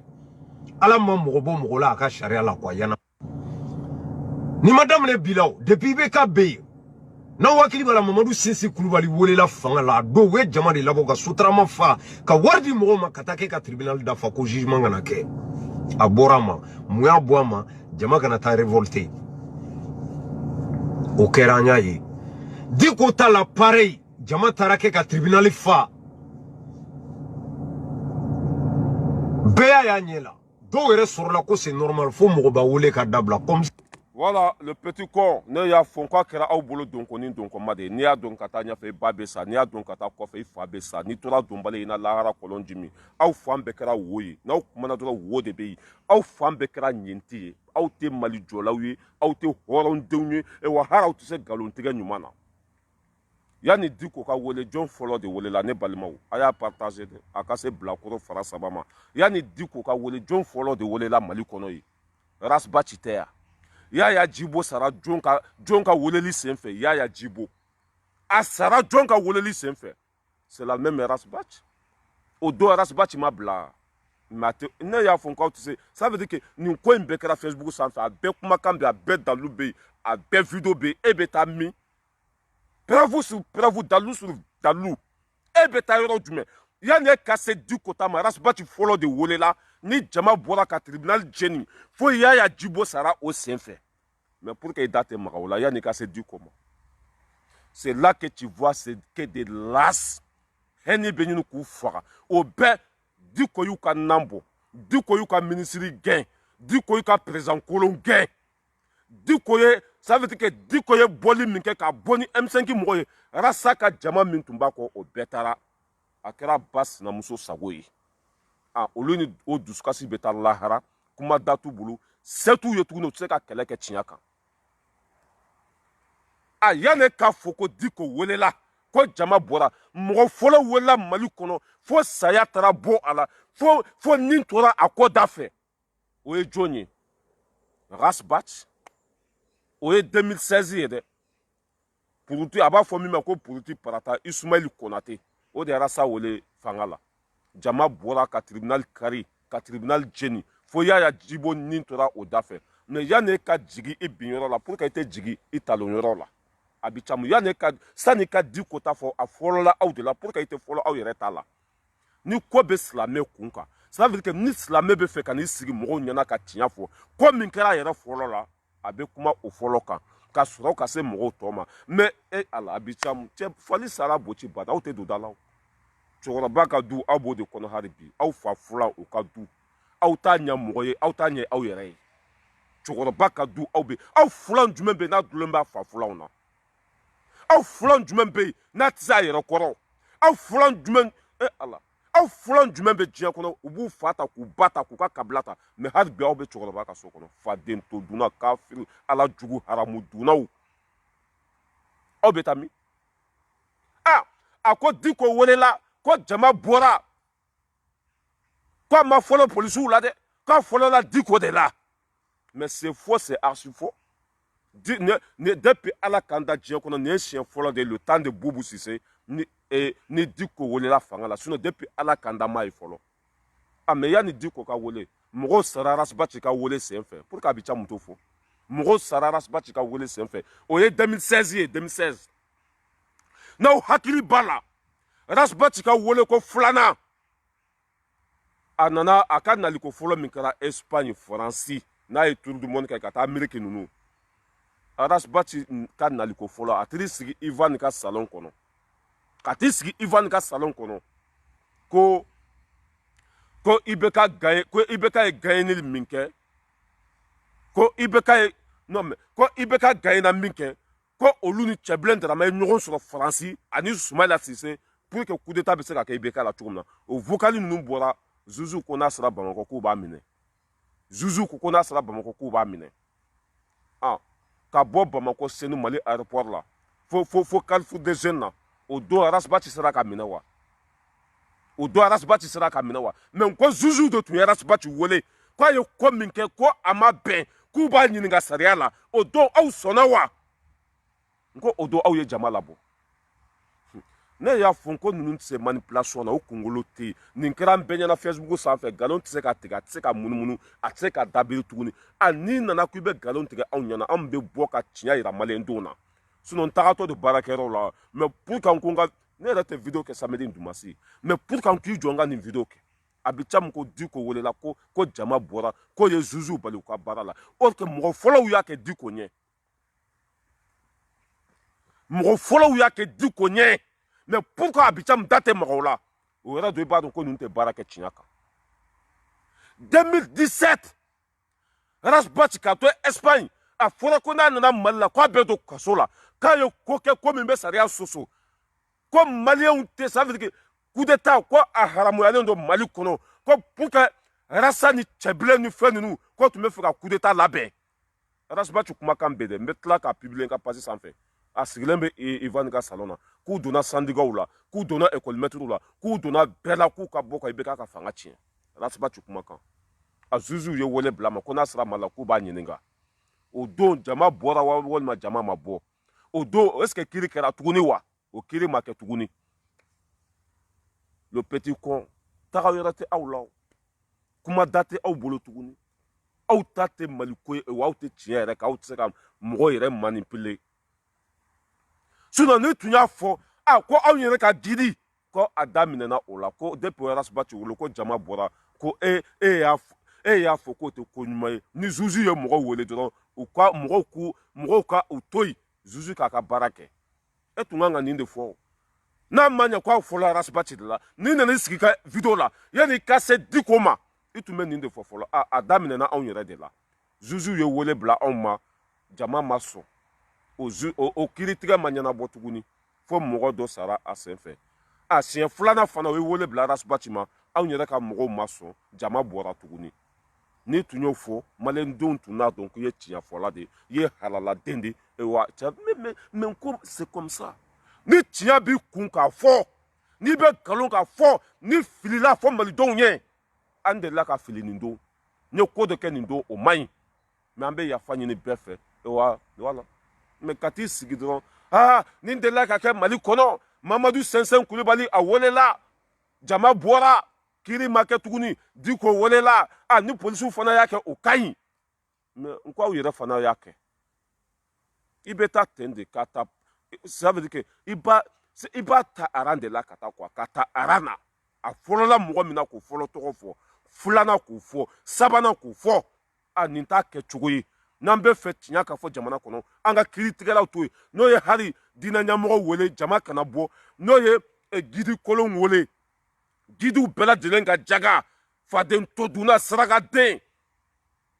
i y'a faamuya b'a la i b'a sɔrɔ k'a fɔ ka taa ten hali n'o ye Rasbach wele mɔgɔw k'a to i ka baara ka kɛ mais ko aw dɛsɛlen don Rasbach taara kaso la Rasbach bɛ minɛ don min na jama tun t'a kɔ se t'a ye tuguni hali n'aw tun bɔra aw tun b'a bɛɛ ku tigɛ aw bɔra yɛrɛ sama bali polisiw ye gazi fila ka fɔ k'a kunkolo pɛrɛn aw ma boli ka don wa se de tɛ aw ye sinon se tun b'aw ye don min na aw ka kiiri ma se ka kɛ dɛ jama tun b'aw kɔ don min na kiiri ma se ka boli aw kan aw y'aw ka fanga yira k'aw ka se yira k'aw ka jamatigiya yira abina ko mɔgɔ kana miskili yira mɔgɔ kana ka fanga yira nkaw fɔlɔ de y'a daminɛ la question est là le petit con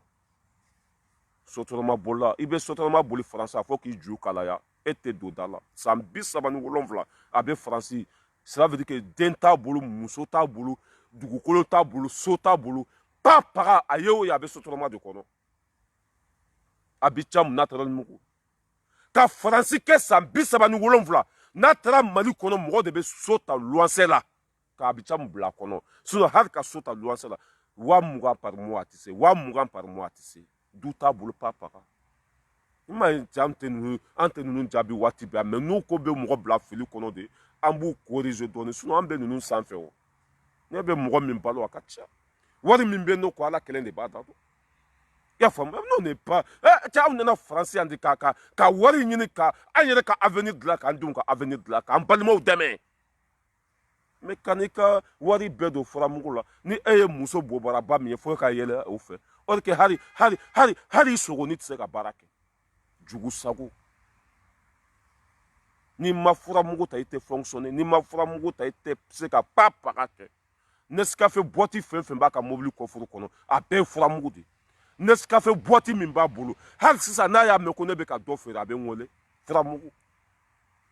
ka wari bɛɛ bɛ taa nin de la o de bɛ nin sigi Diko fɔlɔ welela ya jama bɔra pour que o ma zuzu to k'u ka baara kɛ Rasa fɔlɔ welela pour que o ma zuzu to k'u ka baara kɛ jama ma bɔ o don wa le petit ko aw bɛ taa min aw bɛ taa min o kɛra wa walima o ma kɛ Rasa fɔlɔ welela ya jamaw ye kiiritigɛlaw bali u ka baara la o kɛra Mali kɔnɔ yan wa a tɛ soso cogo t'a la wulibali don Rasa welela siɲɛ 2 siɲɛ fɔlɔ fo ka mɔgɔ dɔ nin to a ko da fɛ hali o kiiri yɛrɛ kan ka wuli o kiiri kan ka wuli pour que o ye jama labɔ aw bɛ k'a fɔ bi ko M5 mɔgɔ de ye denmisɛnninw labɔ ka taa di saya ma aw ma mɔgɔw labɔ ka taa di saya ma o fana kiiri kan ka kɛ komi aw ko k'aw ye hasilidenw ye komi aw ko k'aw ye dugucidenw ye aw ye mɔgɔw labɔ yan k'o di saya ma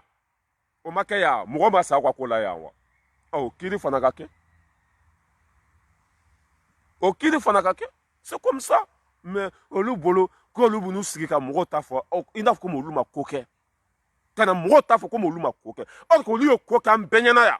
hali a ma mɛn kunna an kɔrɔ yan c'est pas comme ça mon petit n'i bɛ kuma n'i ye halaladen de n'i ye danbetigi de n'i bɛ fɛ mɔgɔw ka da i la n'i bɛ fɛ mɔgɔw ka sɔn i yɛrɛ ye fili minnu kɛ kunun olu fɔ i bɛ sɔrɔ ka se mɔgɔw ta ma i yɛrɛ ye fili minnu kɛ kunun a daminɛ o la i bɛ sɔrɔ ka se mɔgɔw ta ma c'est comme ça le faso jɔ e ye fili kɛ ko ne filila ne ma bɔ ka yafa ɲini bɛɛ fɛ yan ne filila yan n ko bɛɛ ka yafa ma n ye mɔgɔ kɛlɛ Rasibaci nɔfɛ n tun t'a dɔn n ye mɔgɔ kɛlɛ Rasibaci nɔfɛ n ko a bɛɛ ka yafa ma ne ma bɔ k'o fɔ bɛɛ ɲɛna yan n tun bɛ Rasibaci kɔ don min na n tun ye saga de ye n t'a kalama n t'a dɔn mais n nana bɔ a kalama n ye yafa ɲini bɛɛ fɛ c'est comme ça mais cɛkɔrɔba tɔ san 53 cɛkɔrɔba sotarama bolila faransi kɔnɔ yan ka t'i sigi ko Diko fɔlɔ de welela ko jama bɔra Rasibaci fɔlɔ de welela ni jama bɔra ka taa tribunal jɛni o ma kɛ Mali kɔnɔ yan Rasibaci welela siɲɛ 2nan 2017 a ɲɔgɔn ma deli ka kɛ Mali la ka bɔ Bamako Senu fo Carrefour des Eaux a bɛɛ jama 6 heures de temps ka bɔ aéroport la ka taa Bamako o ma kɛ a ɲɛna yan ka Zuzi bali a ka baara la o ma kɛ wa ne ko bi ko i bɛna daminɛ Diko de la or que Diko welela kun min yɛrɛ la bɛɛ b'a dɔn ko nkalon don Diko man ka taa ça veut dire que Diko man ka wele nin cogo la hali sini anw b'o fɔ a ko Bubu de ye faso nafolo suɲɛ Diko ye fɔli min kɛ Bubu ma Bubu fɔlɔ de tun kan ka wele k'a ɲininka Diko ye kuma min fɔ tiɲɛ don wa ni tiɲɛ tɛ Diko bɛ sɔrɔ ka wele aw bɛna mun de dabiri anw ɲɛna yan aw bɛna mun nkalon tigɛ anw ɲɛna yan Diko de ko Bubu ye faso nafolo suɲɛ wari min dira ko blende ka sa a y'a dun n'i ko i ka kiiri tigɛ cogo la Bubu fɔlɔ de tun kan ka wele parce que mɔgɔ min y'a kuma fɔ mɔgɔ denni tɛ mɔgɔba don jama min b'a kɔ a tɛ président kɔ jama min b'a kɔ a tɛ Bubu kɔ wa maliyɛnw ka mɔgɔba don o Diko cɛkɔrɔba ka wuli ka kuma ko Bubu ye sonyɛni kɛ Zuzu ma Bubu wele kiiri ma tigɛ foyi k'a bɛ taa Diko de wele o tuma danga de b'an kɔ wa k'anw fa ka taa o tuma danga de b'an kɔ wa en plus fana Diko ye kuma min fɔ Bubu ma se k'a démenti a m'a fɔ Diko ye galon dana a m'a fɔ ko galon don a m'a fɔ ko blende sanna a m'a fɔ ko wari kɛra nin cogo la a ko ale ye ministre ko ale bɛ Diko wele fanga la e ni Ala na kira cɛ o bɛ don mɔgɔ kunkolo la ni Diko ye miliyari suɲa n'a dalilu bɔra ko Diko ye faso nafolo détourné ni n farala kan Ala k'an su fɔlɔ bɛ jahanama ma ni n y'a defa Ala k'an su fɔlɔ bɛ jahanama ma n'a fɔra ko Diko ye faso nafolo détourné Diko ye mɔgɔ faga Diko ye blende wari dun n'i ye Diko defa Ala k'an su fɔlɔ bɛ jahanama ma c'est comme ça la famille mais kan'i sigi ka mobilinin kɔnɔ Mamadou Sensɛn Kulibali fɔlɔ welela jama bɔra Diko welela jama bɔra polisiw jɔ b'a la ni polisiw jɔ b'a la polisiw bɛɛ bɛ taa kaso la sisan hali sɛ tɛ wuli ka bɔ a fan kan polisi fɛn fɛn y'a kɛ fini bɛ bɔ a bɛɛ la polisi fɛn fɛn y'a kɛ olu tɛ baara kɛ Mali kɔnɔ tuguni c'est fini fanga wɛrɛ bɛ yen fanga min ka bon ka tɛmɛ polisiw ta kan n ye n kali masa la Mamadou comment ça s'appelle Mamadou Kasonke kumana kunu Sogɛl kumana sɔrɔdasiw ka ɲɛmɔgɔw kumana sariya bɛ boli polisiw kan u ka ɲɛmɔgɔ min n'u ko k'a ka bila a bɛ segin ka wele mɔgɔ bɛ faga don min na ale de tun bɛ yen jɔn de ko k'a ka mɔgɔw faga mɔgɔ minnu y'ale bila k'a ka mɔgɔ faga ale fana b'o tigi tɔgɔ fɔ k'u jamu fɔ k'a bolo ɲɛsin o tigi la fanga bɛ wuli k'a ka baara kɛ c'est comme ça depuis ne ye sɛnɛri mɔgɔw ye polisiw an ka soutien b'aw ye ne ko bilayi ko polisiw mago sara ni ninnu kɛra mɔgɔ fɛ i bɛ lebu ni ninnu kɛra mɔgɔ fɛ i tɛ don da la tuguni ni ninnu kɛra mɔgɔ fɛ i bɛ k'i ba sinamuso sago bilayi ni ninnu kɛra mɔgɔ fɛ n'i ma sa n'i ma lebu n'i ma malo n'i ma kɛ gɛribu ye n'i ma kɛ tɛgɛlankolon ye hali n'u kɛra i fɛ ka miliyari de t'u bolo bilayi i laban bɛ saraka deli kana to ka k'i fɛ dɛ parce que u tɛ kɛ mɔgɔ fɛ tiɲɛ kan o tɛ kɛ mɔgɔ fɛ tiɲɛ kan o bɛ kɛ mɔgɔ fɛ nkalon de kan o bɛ kɛ mɔgɔ fɛ nkalon de kan a filɛ nin ye wulu bɛ kule sugu bɛ jɔ an bɛ polisiw dɛmɛ polisiw filɛ nin ye o bɛɛ bɛ minɛ sisan o bɛɛ bɛ minɛ bilayi sɔrɔdasi kɛmɛ o bɛ k'u wele kɔrɔn fɛ denmisɛnnin fitininw fana dɛ biɲɛ kɛnɛ komi ne ye sɔrɔdasi 100 k'u wele dɔrɔn ka bɔ Kidali ka na o bɛ na Bamakɔ sɛ fɛn fɛn bɛ Bamakɔ polisi fɛn fɛn bɛ u b'a bɛɛ minɛ k'a bɛɛ minɛ heure kelen hali sɛ tɛ wuli ka bɔ a fan kan polisiw baara b'aw bolo dɛ nin bɛɛ ye hakɛ de ye aw ye mɔgɔw tɔɲɔ ka mɔgɔw jigi waro ka bin mɔgɔw ka se t'u ye ka mɔgɔw bali u ka baara la ka mɔgɔw bali u ka sotarama bolo n'u ka katakalen bolo la ka 200 minɛ u la nkalon kan ka 400 minɛ u la nkalon kan ka mɔgɔw tɔɲɔ o hakɛ de wulila polisiw nɔfɛ wa polisi fɛn fɛn tara nkalon kan Ala ni nin sen fɛ a bɛɛ tiɲɛ bɛna dɔn e min y'i sunkuru dɔgɔnin kɛ polisi ye e bɛ taa kaso la e sunkuru dɔgɔnin o bɛ taa kaso la e min ye mɔgɔ kɛ polisi ye nkalon kan nin bɛɛ an bɛna don nin bɛɛ kɔnɔ k'a bɛɛ sɛgɛsɛgɛ polisi fɛn fɛn n'i tacogo man ɲa mɔgɔ min y'i ta k'i kɛ polisi o bɛ condamné e min fana kɛra polisi ye nkalon kan i fana b'i si kaso kɛ ka Mali polisi k'a ko k'a jɛ ni Mali polisi kora k'a jɛ Mali bɛ avancer baara bɛ k'a kɛcogo la ayiwa hali wari minnu bɛ minɛ dugu kɔnɔ a bɛ don trésor public kɔnɔ hali u bɛ wari minnu minɛ dugu kɔnɔ a bɛɛ bɛ don trésor kɔnɔ an bɛna ko k'a jɛ pewu CDR mɔgɔ farala ko an b'a ye n b'aw dɛmɛ polisiw ye min kɛ a ɲɔgɔn kɛra Diko la n b'aw fɛ u kana k'i fɛ dɛ hali n'i bɛ sana de dun CDR mɔgɔ kana k'i fɛ k'i to sana dun na don dɔ la i bɛ kɛ waritigi ye mais n'o kɛr'i fɛ k'i to sana dun na i laban bɛ bo yɛrɛ dun i tɛ sana sɔrɔ i laban bɛ bo dun tellement k'u ma ka go tellement k'u tɛrɛ ka jugu tellement k'u ŋaniya man ɲi tellement ka hasidi don maliyɛndenw ye tɛgɛrɛ fɔ mɔgɔ kun o bilala a bɛɛ la k'a bin a bɛɛ ka nkalon kan maliyɛndenw kɛra mɔgɔ fɛ u ye nkalon da a bɛɛ la k'olu kelen ka to tɔgɔtigiya la u tɛ mɔgɔ si ni tɔgɔ fɛ Ala ye mɔgɔ min layɛlɛ e bɛ se k'o lajigi Ala ye mɔgɔ min kɛ mɔgɔba ye e bɛ se k'o kɛ mɔgɔdennin ye wa c'est comme ça la famille nin de tun bɛ n bolo kunun ye temps perdu yan ka vidéo kɛ Maliko kan n taara n ka sugu jɛra wallahi billahi n taara sugu jɛra n ye bénéfice min sɔrɔ tɔnɔ dɔrɔn plus de 300 € tile kelen téléphone 15 a bɛɛ sanna wallahi billahi téléphone 15 depuis don to la fa ye la cɛ dɔ ye n wele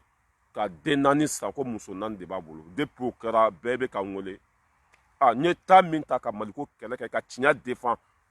ka malidenw défend Ala ye garijɛgɛw foni n'i bɛ tiɲɛ kan i tɛ ça veut dire que n'i bɛ tiɲɛ kan billahi hɛrɛ bɛ don de hɛrɛ bɛ don voilà sisan n bɛna don kɛlɛ min kɔnɔ o ye ne yɛrɛ fa ka dugu ye o tɛ kɛ bi dɛ peut-être sini n'i ye temps sɔrɔ ne yɛrɛ fa ka dugu depuis le temps de IBK gendarme tɛ Bagunu polisi tɛ yen lakana tɛ yen papaga tɛ yen ne fa ka dugu n'o ye Bagunu mais ka kɛlɛ kɛ c'est vrai n bɛ kɛlɛ kɛ Mali ye dɛ mais ne yɛrɛ faso bɛ yen dɛ ne yɛrɛ faso bɛ yen Bagunu ɲamɛ dugu 130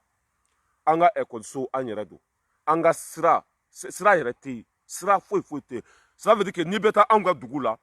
i bɛ sigi mobili kɔnɔ ka GPS k'a la tile bɛ bɔ yɔrɔ min na i bɛ taa o yɔrɔ fɛ i bɛ sɔrɔ ka taa bin Bagunu kan hali sira tɛ yen ne fa ka dugu i y'a faamuya b'a la dugu 130 an bɛ impôt sara an bɛ taxe sara an ka faamaw ye yen kɛ bolokɔfɛfɛn ye komi an yɛrɛ bɛ fanga la bi n'o ye Asimi Goyita ye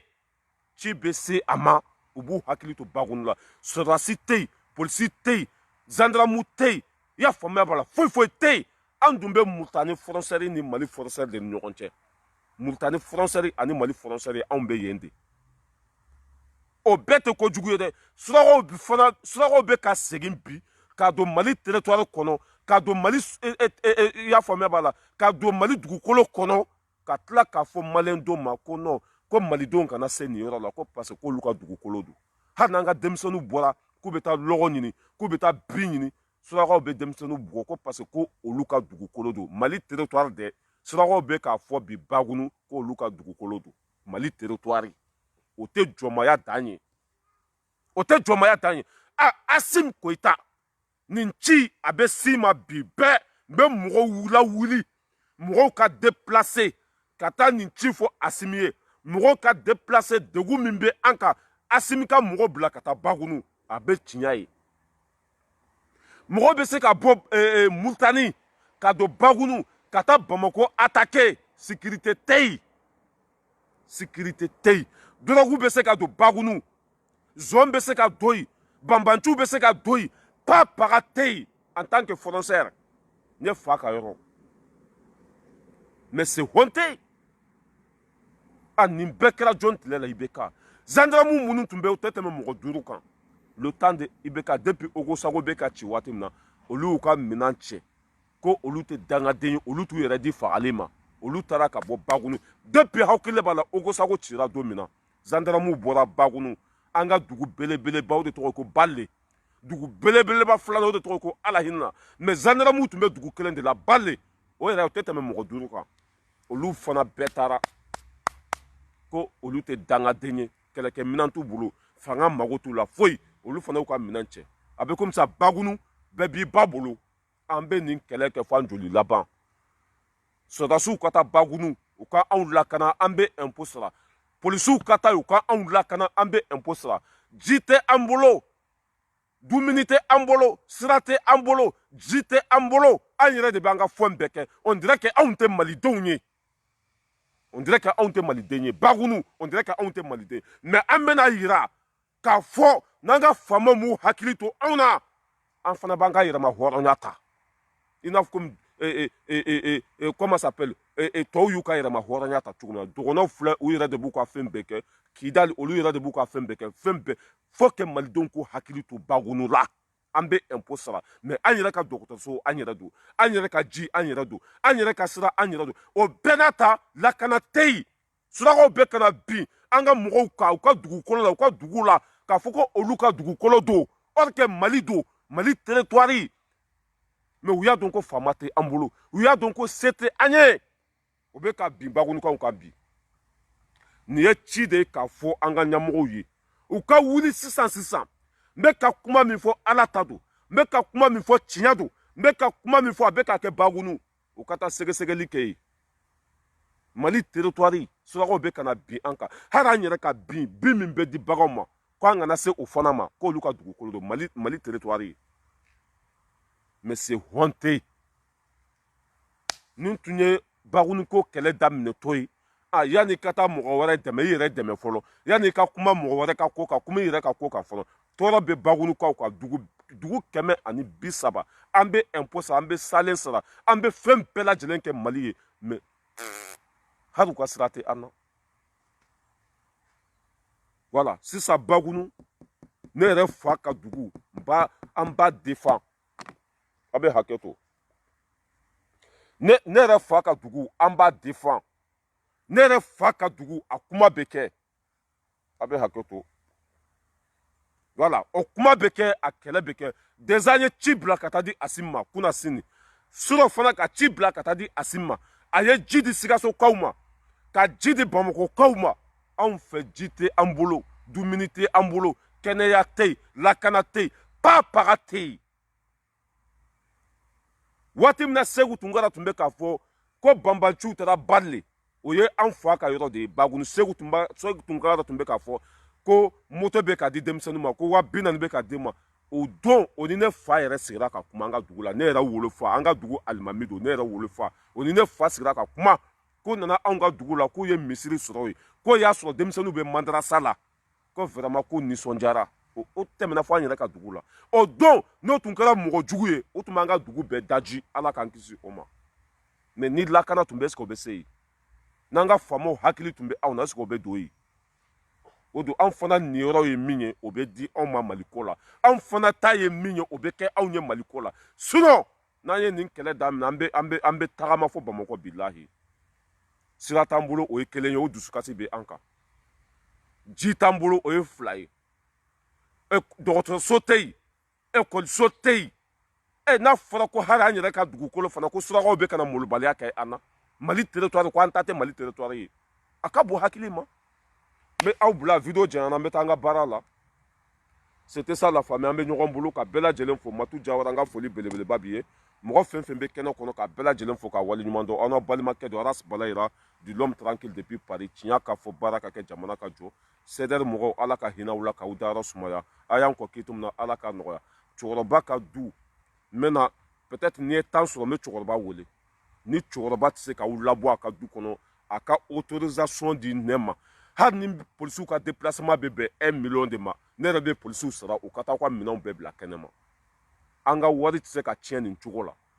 an ka so sira san 3 an tɛ sera k'a sɔrɔ an ye aw ta ko aw ta ye Maliko ye mais aw taara yen kɛ jɛnɛyakɛyɔrɔ ye alimami bɛ Dakari don min na ka taa muso lankolon sɔrɔ Arasa bolo a kɛra cɛkɔrɔba ka du de kɔnɔ alimami bɛ Dakari don min na ka taa muso sɔrɔ Arasa bolo a kɛra cɛkɔrɔba ka du de kɔnɔ cɛkɔrɔba k'a ka du d'a ma ko Maliko de bɛ fɔ yen n taara kɛ jɛnɛyakɛyɔrɔ ye cɛkɔrɔba y'aw to ye o bɛɛ la a mago sera a ka du ma k'aw ka yɔrɔ ɲini san 3 aw tɛ sera ka yɔrɔ ɲini est-ce que barika bɛ aw la est-ce que wolokun bɛ aw la wa n bɛ tila n bɛ cɛkɔrɔba wele n'a dɛsɛra k'o labɔ a ka ordre di ne ma a ka autorisation di ne ma n bɛ polisiw ta Bamakɔ o bɛ CDR mɔgɔ bila kɛnɛ ma su ko ni dugusɛjɛ cɛ bilahi o ka bubu média min bɛ yen carton fɛn fɛn b'a kɔnɔ k'a bɛɛ fara k'a bɔ yen saisie fɛn fɛn b'a kɔnɔ k'a bɛɛ kari k'a bɛɛ fili kɛnɛ ma n'o bɛ taa kuma kɛnɛma de n'o bɛ taa kuma carré kɔnɔ de o bɛ taa kuma carré kɔnɔ n'u b'u ka média sigi sugunikura de la u b'a sigi yen mais o tɛ to anw ka du kɔnɔ de an mago sera an ka yɔrɔ ma plus de 6 mois fɔlɔ dugu ma o tɛmɛna 6 mois filanan tɛmɛna 6 mois sabanan a tɛmɛna Aras Baci yɛrɛ welela téléphone na k'a dɛsɛ a tɛ cɛkɔrɔba ka téléphone ta ninnu bɛ n'u sigi anw dala hɔrɔnya kɛnɛ kan mɔgɔ minnu m'a ɲɛ u yɛrɛ ye ko surtout mɔgɔ wɛrɛ CDR sigira olu ma se ka kise jɔ sympathisant nana sigi ya bla bla bla bla wari min sɔrɔla bɛɛ donna dugukolo la kise ala de b'a jɔ waati dɔn i y'a faamuya b'a la o taara groupe wɛrɛ sigi ko 100% mais wari tɛ di Arasa ma tuguni a ye Maliko bila mɔgɔw t'u ka wari di tuguni aw ka bɔ cɛkɔrɔba ka du kɔnɔ o lafiya ka bon ka to cɛkɔrɔba ka du kɔnɔ k'a kɛ haramudun ye k'a kɛ tɔɲɔli ye ko aw bɛ tila tuguni ko kana aw da don fasoko la a tɛ passe dɛ hɔrɔn de kan ka da don fasoko la danbetigi tiɲɛtigi halaladen mɔgɔ min tɛ mɔgɔ tɔɲɔ mɔgɔ min tɛ haramu dun olu de kan ka Maliko fɔ mais aw bɛ yɔrɔ min na aw t'a dɔn wa a ma fɔ k'aw ka bɔ a ma ban ka ban a ma ban ka bɔ yen a ma fɔ ko aw ka bɔ est-ce que aw ma ban ka bɔ yen ko aw bɛ na kuma devant nous aw ma ɲɛ aw yɛrɛ aw ma ɲɛ mɔgɔ wɛrɛ aw tɛ ji di fantan ma aw tɛ malo di fantan ma aw tɛ pas para kɛ association le plus con CDR don olu ka Arasa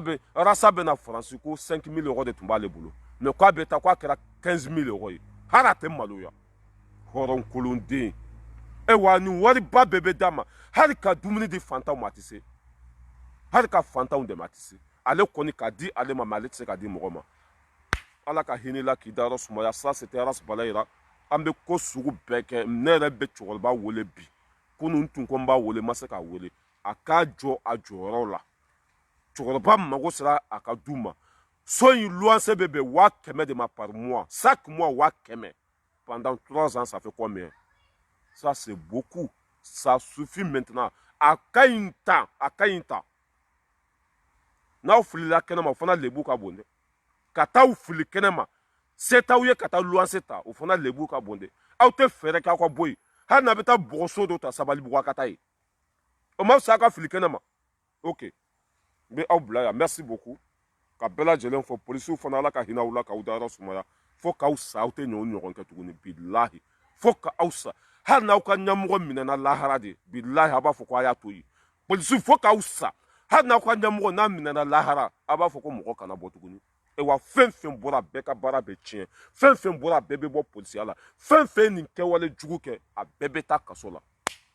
fanga bɛ yen fanga min ka bon ka tɛmɛ aw ta kan marifatigiw bɛ mɔgɔ minnu fana ka marifa ka farin ka tɛmɛ aw ta kan mɔgɔ bɛ yen nɔ olu sa aw b'a dɔn ko nɛgɛ bɛ nɛgɛ tigɛ aw bɛ n'a dɔn nin sen fɛ ko nɛgɛ bɛ nɛgɛ tigɛ aw tɛ bɔ aw yɛrɛ ma tuguni ka taa marifa ci kari kɔnɔ ka kɛ ɔrɔbɛriw ye ka kɛ turɛrisiw ye ka taa aw ka fɛn labɔ kaso la jagoya wa tɛ pase tuguni merci beaucoup